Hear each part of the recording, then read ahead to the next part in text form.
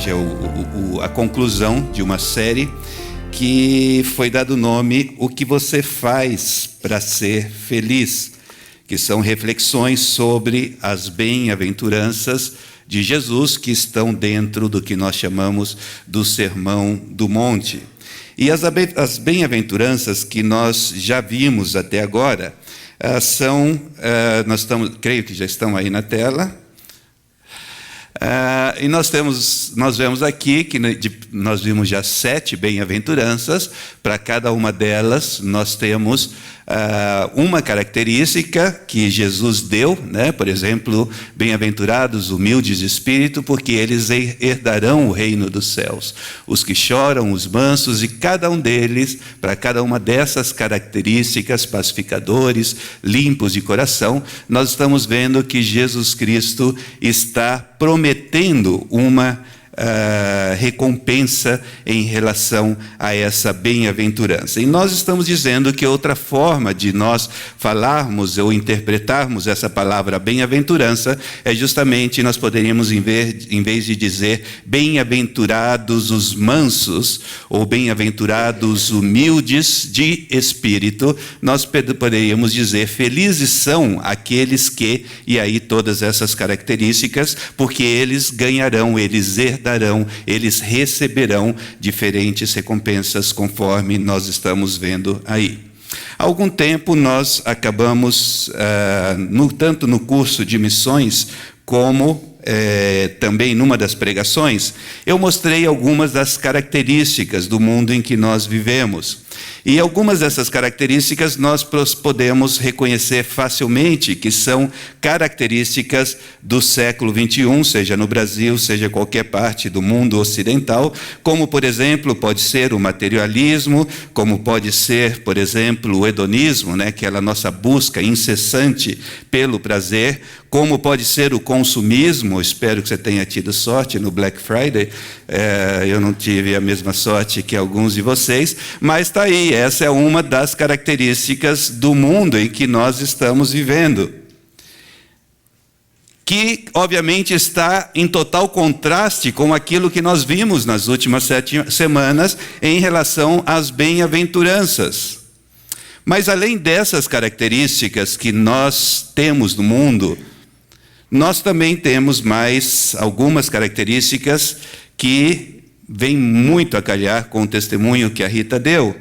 Nós vivemos em um mundo em que pessoas são perseguidas por praticarem a justiça, e nós vivemos em um mundo em que milhões de pessoas ao redor do mundo, inclusive o mundo árabe e muçulmano, milhões de pessoas estão sendo perseguidas por causa de Jesus. E aí que então entra a nossa passagem de hoje, no capítulo 5 do livro de Mateus, quando nós começamos a partir do versículo 10, e eu gostaria que você ligasse a sua Bíblia, por favor, no capítulo 5, versículo 10 do livro de Mateus. E começando do versículo 10, nós vemos o seguinte: bem-aventurados, o irmão já ligou, o irmão abriu a Bíblia em vez de ligar a Bíblia, muito bem. Bem-aventurados os perseguidos por causa da justiça, porque deles é o reino dos céus. Bem-aventurados sois quando, por minha causa, vos injuriarem e vos perseguirem, e mentindo disserem todo mal contra vós. Regozijai-vos e exultai, porque é grande o vosso galardão nos céus. E aqui nós temos as duas bem-aventuranças que eu havia mencionado. Nós temos a primeira bem-aventurança: felizes são os que são perseguidos por causa da justiça. E em seguida nós vemos, porque essas pessoas que são perseguidas por causa da justiça, o que vai acontecer? Eles vão herdar o reino dos céus. E depois nós vemos que bem-aventurados aqueles que são perseguidos por causa do nome de Jesus, por serem fiéis a Jesus, porque essas pessoas devem regozijar, devem exultar, porque o galardão, a recompensa dessas pessoas será muito grande. E para nós cristãos, o que significa praticar a justiça? Para nós cristãos, praticar a justiça significa fazer o que é justo, tendo como ponto de referência os valores bíblicos. E ser fiel a Jesus, que é a segunda parte da bem-aventurança que nós acabamos de ler, tem a ver com aquilo que nós já conhecemos bem: obedecer seus ensinamentos, proclamar o evangelho da salvação, proclamar que o único caminho para Deus é Jesus, mesmo em um mundo plural, onde muita gente acha que devemos aceitar o pluralismo religioso, mesmo em um mundo onde o ateísmo tem ido em crescimento. E quando nós fazemos discípulos que deixam as marcas dos valores do reino por onde eles passarem, nós estamos então sendo fiéis a Jesus. E quando nós fazemos isso, qual é o resultado? Vejam só que bacana. Depois de passar aqui 10 semanas lendo as bem-aventuranças de Jesus, nós chegamos ao final e nós vemos que façam isso e serão perseguidos. Acho que foi o Nomoto que disse que cristianismo não é para os fracos. E está aqui uma dessas passagens.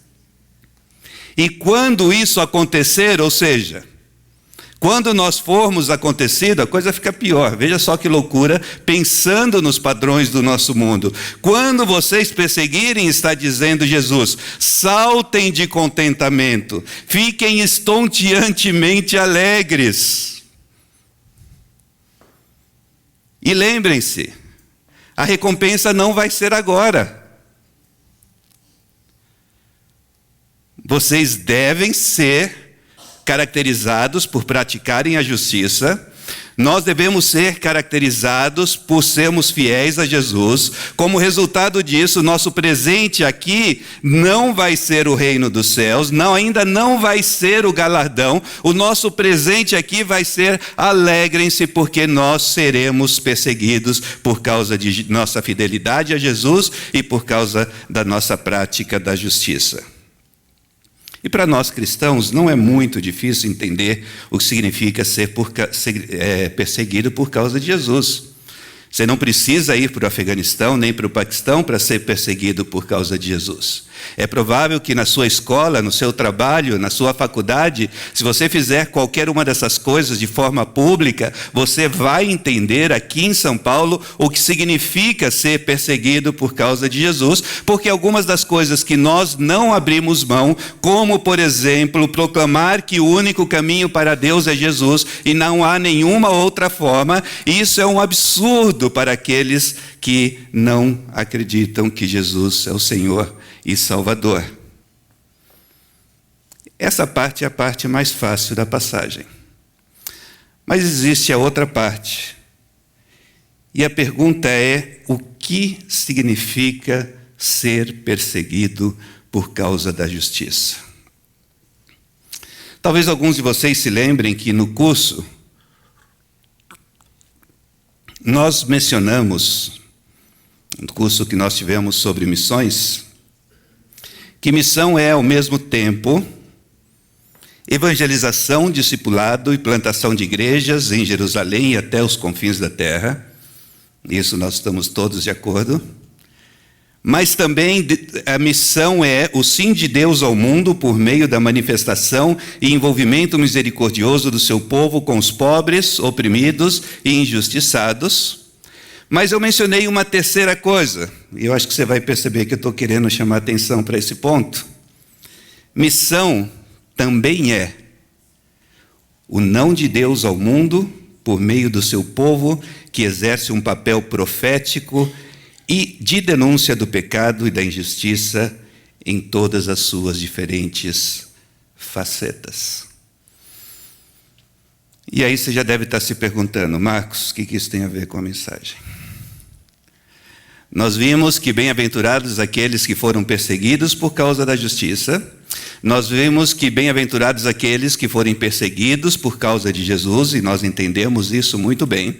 Mas eu estou dando ênfase nessa afirmação de que missão também significa o não de Deus ao mundo por meio do seu povo, que exerce um papel profético de denúncia do pecado e da justiça em todas as suas diferentes facetas, porque uma parte que nós não lemos do capítulo 5, versículos 10 a 12, foi a segunda parte do versículo 12, onde Jesus, para explicar um pouco melhor o que ele está querendo dizer com ser perseguido, ele nos diz que assim perseguiram os profetas que vivem antes de vocês, que viveram antes de vocês.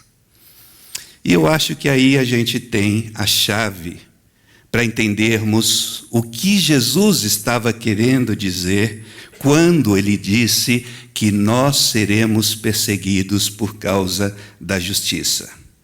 Porque os profetas eram perseguidos. Eles eram perseguidos porque denunciavam o pecado e a injustiça.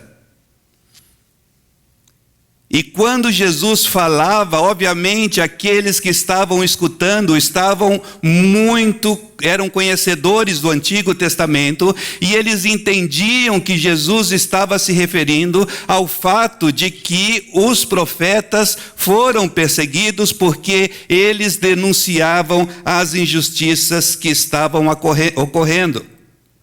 E nós poderemos usar muitos exemplos do Antigo Testamento, mas eu quero usar rapidamente o exemplo do profeta Amós, que no final incomodou tanto que o rei acabou querendo expulsá-lo da onde ele estava, porque ele estava pregando contra a injustiça. Essa injustiça que Jesus está falando que pode provocar a perseguição. Essa proclamação contra a injustiça que pode levar à perseguição. Não vamos nos deter muito nos detalhes sobre o livro em si de Amós, vamos nos concentrar mais na parte do conteúdo, mas é importante saber que ele, por volta do ano 760, eu imagino que já saiba que depois da morte do rei Salomão, o povo de Israel se dividiu em dois, se tornou em um povo do norte, com a capital em Samaria, e o povo do sul, com a capital em Jerusalém. Amós nasceu em Jerusalém, e Deus, em vez de pedir para ele para pregar em Jerusalém, ao povo de Judá, Deus pediu para ele, que era um homem que cuidava de ovelhas e de bois, pediu a ele que fosse para Samaria, a capital do norte, para profetizar na cidade de Samaria. E aqui no mapa que nós podemos ver, aqui está bem mais claro, prometo para você. Nós temos aqui Jerusalém, então ele nasceu um pouquinho ao sul, foi mandado para Samaria, e ele foi mandado para Samaria para profetizar, para proclamar as injustiças dos povos que estavam ao redor de Israel, inclusive Gaza, que nós conhecemos muito bem. Falou contra Tiro, que hoje está no Egito, falou contra Damasco, que hoje está na Síria, falou contra Amon, que hoje está na Jordânia. Deus mandou ele para essa região para proclamar as injustiças. E certamente o povo de Israel se alegrou com as profecias iniciais de Amós, porque essas profecias, num primeiro momento, não falavam do reino do norte, do povo de Israel que vivia no norte, cuja capital era a cidade de Samaria. E quais eram as injustiças que, inspirado por Deus, isso aqui é importante.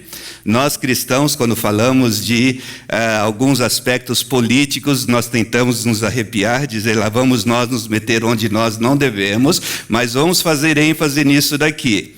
Quais eram as injustiças que, inspirado por Deus, Amós estava denunciando e que eventualmente pode, se nós fizermos a mesma coisa, nos levar a sermos perseguidos por causa da justiça, e se isso acontecer, devemos pular de alegria, porque da mesma maneira os profetas do Antigo Testamento foram perseguidos.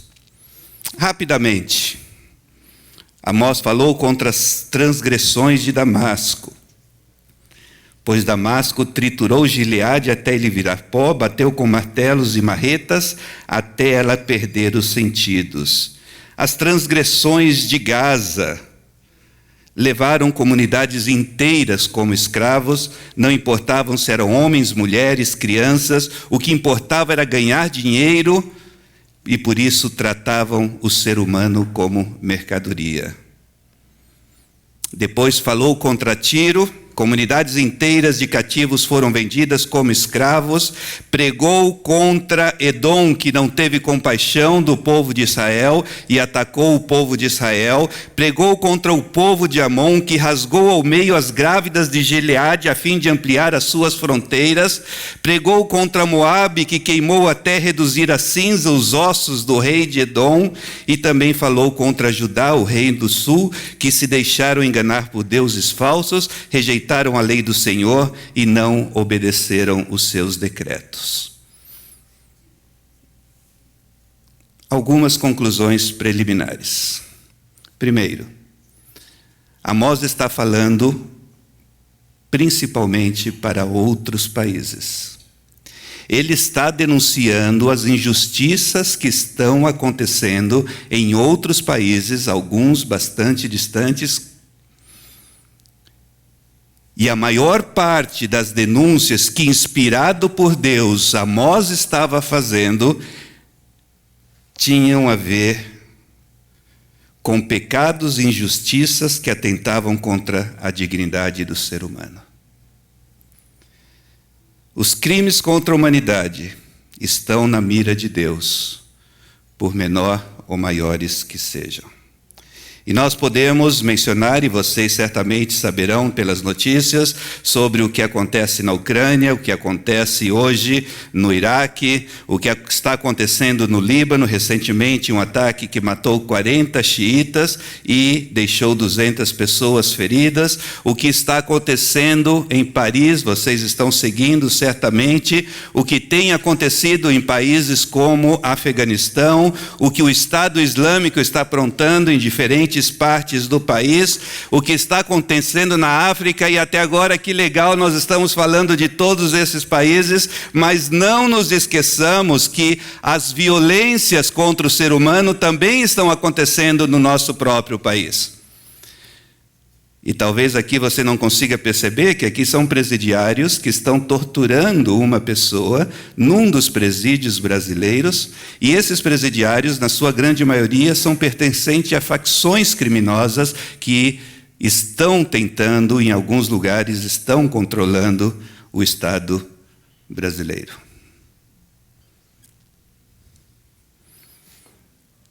Veja só que interessante esse mapa. Tudo que for a partir do amarelo, aqui vai esverdeando, aqui não dá para perceber bem, mas eu vou ressaltar. Essas estatísticas são de mais ou menos 4, 5 anos atrás. Aqui é o Brasil, que pode chegar até 30 mortes violentas por cada 100 mil habitantes. E quando nós olhamos para esse mapa, nós vemos que países como a Rússia, aqui provavelmente é o Cazaquistão, precisaria olhar, aqui é a Turquia, aqui é a Síria, nós temos o Líbano, nós temos a Argélia, nós temos o Líbano, nós temos o Marrocos, e nós temos uma série de países onde o número de mortes violentas por cada 100 mil habitantes é muito menor do que está acontecendo hoje no Brasil, que não estamos em guerra. E nessa situação, missão também é o não de Deus ao mundo, por meio do seu povo, que exerce um papel profético de denúncia do pecado e da injustiça em todas as suas diferentes facetas. E quando fizermos isso, seremos perseguidos. E quando formos perseguidos, saltemos de alegria, porque grande é o nosso galardão nos céus. Loucura. Mas até agora o povo de Israel estava contente, porque o profeta estava descendo a marreta em cima dos outros povos. E daí, de repente, o profeta fala: bom, agora Israel, escuta, meu povo, agora é a sua vez. Porque as injustiças que estão sendo cometidas, não estão sendo cometidas somente somente nos países que estão ao redor de vocês. E aí, Amós começa com a sua lista muito interessante, falando para o povo de Deus das injustiças que o povo de Deus está cometendo. Vendem por prato justo e por um par de sandálias o pobre, pisavam a cabeça dos necessitados como pisam o pó da terra, negam justiça ao oprimido, cometiam pecados sexuais, havia pessoas ricas que acumulavam em seus palácios e que roubaram e saquearam, e isso me faz lembrar de algumas coisas. Transformavam o direito em amargura e atiravam a justiça ao chão.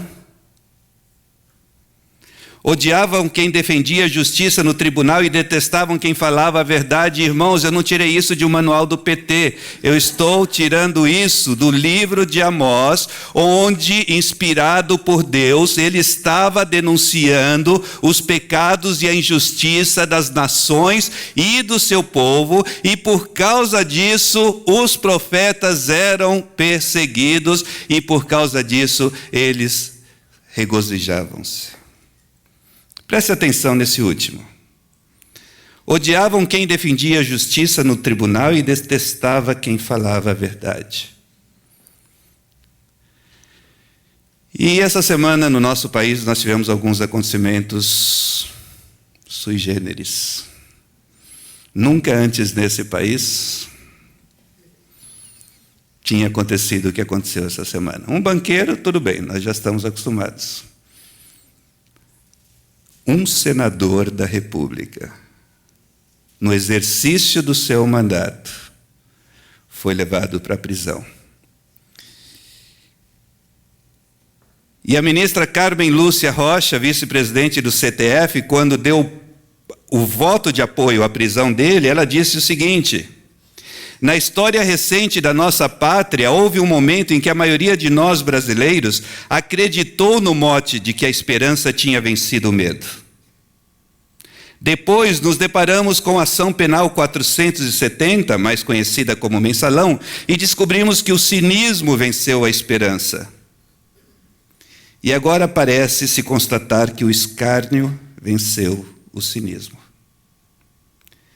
Quero avisar que o crime não vencerá a justiça.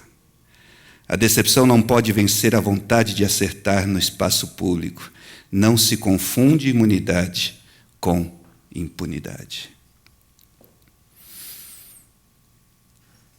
O papel que nós deveríamos estar fazendo. Porque quando nós nos posicionarmos a favor da justiça, nós seremos perseguidos. E você pensa que é só isso? Transformaram o direito em veneno e o fruto da justiça em amargura. Pisavam os pobres e arruinavam os necessitados. Quando negociavam, veja que interessante forma de negociar. Diminuíam a medida, aumentavam o preço, usavam balanças desonestas, vendiam palha misturada com trigo, compravam um pobre com dinheiro e o necessitado por um par de havaianas. Na verdade, eu acho que não era nem havaianas.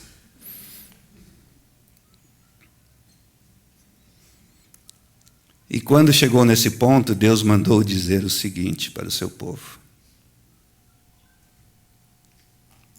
eu odeio e desprezo suas festas religiosas.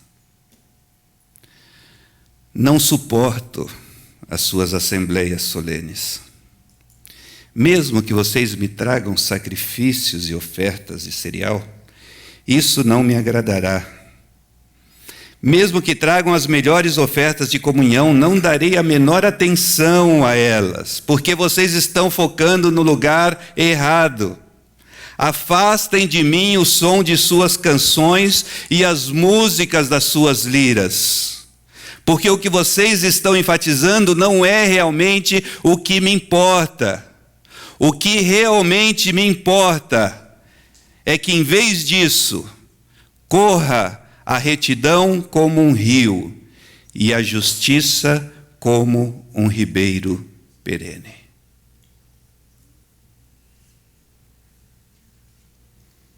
Em vez disso, corra a retidão como um rio, a justiça como um ribeiro perene. Francis Schaeffer, um filósofo norte-americano dos anos 70, 80, ele escreveu um livro em que o título em inglês sempre me chama muito a atenção: How Shall Then We Live? Diante disso, como devemos então viver? Jesus deu a resposta. Nós devemos nos lembrar que missão é o não de Deus ao mundo por meio do seu povo, que exerce um papel profético de denúncia do pecado e da injustiça em todas as suas diferentes facetas. E quando nós fizermos isso como mostra da nossa fidelidade a Jesus, seremos perseguidos. E quando nós formos perseguidos, saltemos de alegria, porque grande é a sua recompensa nos céus. Bem-aventurados perseguidos por causa da justiça, porque deles é o reino dos céus. Bem-aventurados sois quando por minha causa vos injuriarem e vos perseguirem, e mentindo disserem todo mal contra vós. Regozijai-vos e exultai, porque é grande o vosso galardão nos céus, pois assim perseguiram os profetas que viveram antes de vós. Gostaria que você abaixasse a sua cabeça por uns minutos, por uns momentos.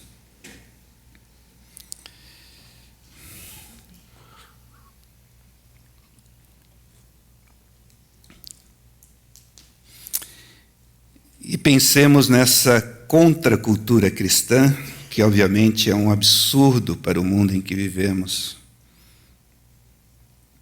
Mas nas duas últimas bem-aventuranças sobre o segredo da felicidade que nós vemos aqui, que Jesus está dizendo: se você for justo e se você for fiel a mim, você será perseguido. E quando isso acontecer, alegrem-se, porque o vosso galardão nos céus é muito grande. Senhor, no mundo em que nós vivemos, no país em que nós vivemos, uma mensagem como essa de Jesus, proferida há 2000 anos, e a de Amós, proferida há quase 3000 anos, parecem que foram escritas ontem, diretamente para o mundo em que nós vivemos. Mas também uma mensagem muito específica para o seu povo, que além de proclamar o seu nome em todas as esferas da sociedade,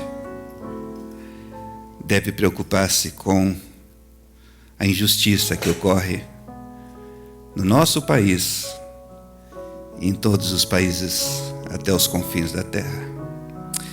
Senhor, eu quero pedir-te que o teu Santo Espírito continue falando aos nossos corações, que possamos entender como igreja e como indivíduos de que maneira podemos ser fiéis a esta tua palavra.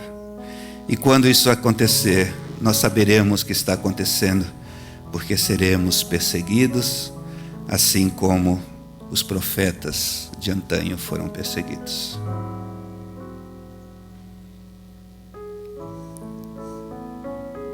Traga, Senhor, para cada um de nós